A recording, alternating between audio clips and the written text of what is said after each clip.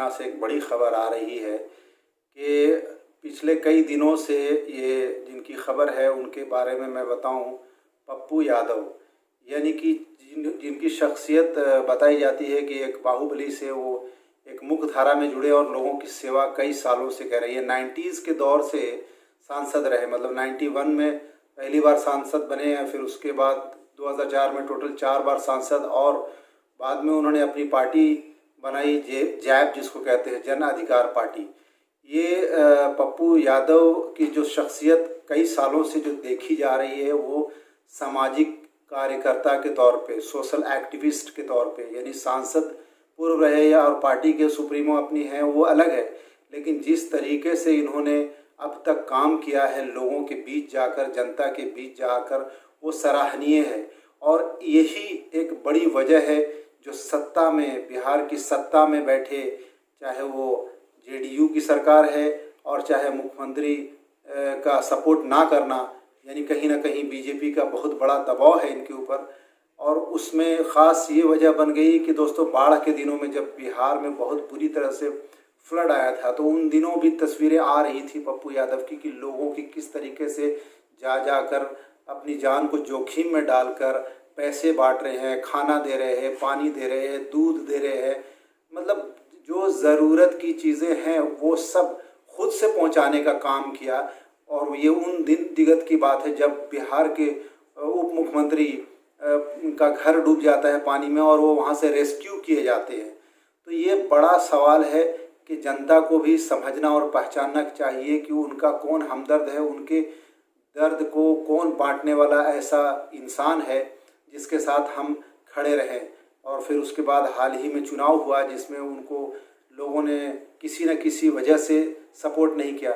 बावजूद उसके उन्होंने लोगों के बीच जाने का काम किया। ऐसा नहीं किया कि लोगों ने उनको अगर वोट नहीं दिया तो उन्होंने लोगों की मदद नहीं की, वो बदस्तूर करते रहे, अपनी सेवा लोगों को तक पहुंचाते रहे और देते रहे। अभी पीछे आपने देखा होगा, पिछले साल जब पहला लॉकडाउन लगा था तब दिल्ली से हज़ारों लाखों की तादाद में लोग निकल पड़े थे अपने अपने गांव के लिए। उस समय भी इन्होंने फ्री बस सेवा लोगों को दी दोस्तों, और लोगों को नगद पैसे दिए खाने के लिए और अपनी ज़िंदगी सरवाइव करने के लिए। करोड़ों रुपया उन्होंने खर्च किया। बात खबर तो ऐसी भी आ रही है कि उन्होंने अपनी ज़मीन बेच के सोशल वर्क में लगाया। उसके बाद मैं बात करता हूँ गुजरात की। तो गुजरात में जब बिहारी लेबर्स के ऊपर, नॉर्थ इंडियन लेबर्स के ऊपर जब आतंक मच रहा था, जब लोग वहाँ से तंग हुए थे उनके जुल्म को लेकर, तब भी उनके बीच पप्पू यादव खड़ा था। पप्पू यादव का कहना था कि मैं सीना चीर के दिखा रहा हूँ कि मैं कितना दिलदार हूँ और मैं अपने लोगों को रेस्क्यू किस तरीके से करूँगा, और उन्होंने किया था। फिर बात आती है महाराष्ट्र से, जब बिहार सरकार का कोई सहयोग नहीं था, जब दीगर सरकार का कोई सहयोग नहीं था, तब खड़ा था पप्पू यादव। तो मैं आपको ये बताने वाला हूँ दोस्तों कि जो अभी घटना हुई है कल से, जो और ये हफ्ते में समझ लें कि 4 से 5 दिनों से जो सुर्खियों में पप्पू यादव सोशल मीडिया पे, और एक्सट्रीम मीडिया पे नहीं है, सॉरी टू से दैट, वो एक्सट्रीम मीडिया नहीं दिखा रही है जिसको हम सरल भाषा में गोदी मीडिया कहते हैं। उसने पप्पू यादव को फुटेज तब तक नहीं दिया जब तक कि उन्होंने एक स्टिंग किया लिटरली कि करीब 100 गाड़ियों में 40 गाड़ी 40 से 50 गाड़ियाँ, मतलब बोलेरो एम्बुलेंस में बनी हुई, राजीव प्रताप रूडी जो सांसद हैं बीजेपी के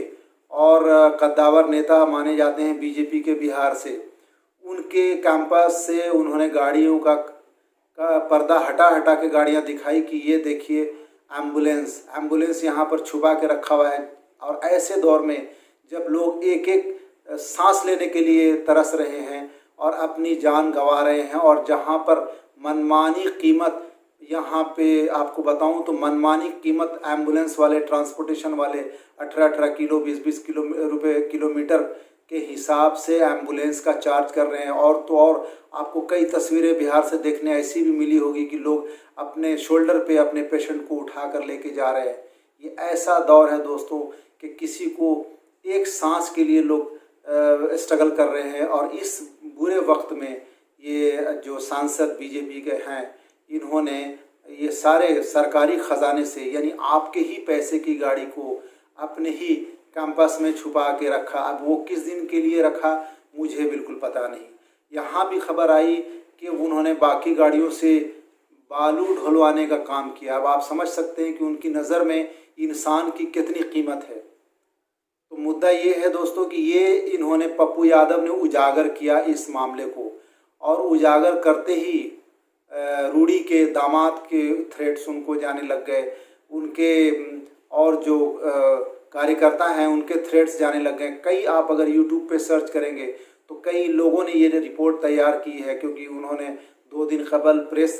कॉन्फ्रेंस किया था जिसके अंदर उन्होंने दिखाया कि देखिए, उन्होंने रिकॉर्डिंग सुनाई, ऑडियो कॉल की कि किस तरीके से राजीव प्रताप रूडी के जो राइट हैंड हैं और जो उनके दामाद हैं गालियां दे रहे हैं पप्पू यादव के लिए, और उनको थ्रेट कर रहे हैं कि मैं दिखा दूंगा किससे बाप से तूने पंगा लिया है, तू तिहाड़ वाला है, तू क्रिमिनल है। अरे वो था, और वो भी बताया जा रहा है कि सामाजिक कार्य करने में उनके ऊपर बहुत सारे पॉलिटिकल एलिगेशंस की वजह से उनको जेल में डाला गया था। ये जो भी हुआ था, व्हाटएवर जो भी उनका हिस्ट्री था, बट पिछले लंबे समय से, कई सालों से लगातार वो सामाजिक कार्यकर्ता के तौर पर हमारे बीच स्क्रीन पर दिखे जा रहे हैं। बावजूद उसके अभी जैसे ही इन लोगों का, रूडी के लोगों का थ्रेट आया, उसके बाद मानो कि बिहार पुलिस में एक हरकत हो गई और इन्होंने अपने रसूख का गलत फ़ायदा उठाते हुए उनकी फाइलें ढूंढवाई, उनका हिस्ट्री दिखाया, ढूंढा कि कोई ऐसा केस मिल जाए पप्पू यादव के ख़िलाफ़ जिसके तहत इनको जेल में डाला जाए। और बताया जा रहा है, जो खबर आ रही है पटना से, कि 32 साल पुराना कोई केस था, वो पता नहीं एग्जैक्टली क्या केस था, वो अब तक जानकारी मुझ तक नहीं आई है।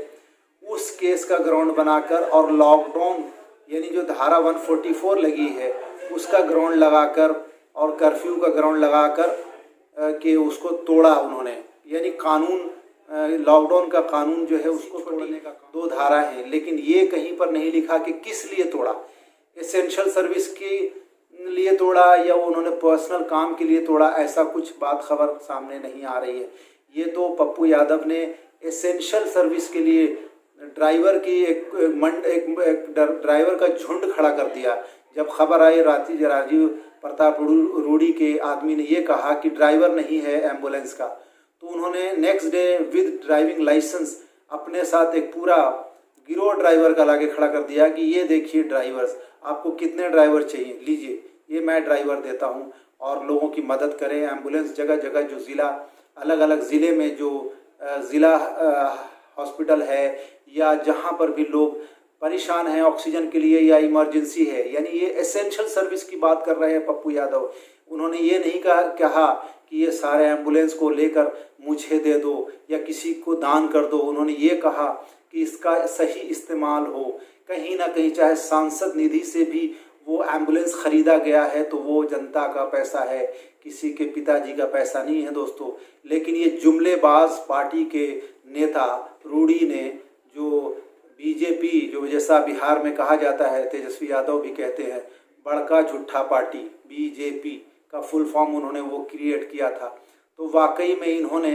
वही काम करके ये साबित कर दिया कि आज जब दुनिया महामारी में मर रही है और बिहार हो या यूपी हो वहाँ पर, या दिल्ली हो या महाराष्ट्र में, तो शुक्र है बहुत हद तक बेहतरी हुआ, यानी रिकवरी रेशियो बढ़ गया है दोस्तों। लेकिन ये जो पप्पू यादव की कहानी है, ये पप्पू यादव एक रियल हीरो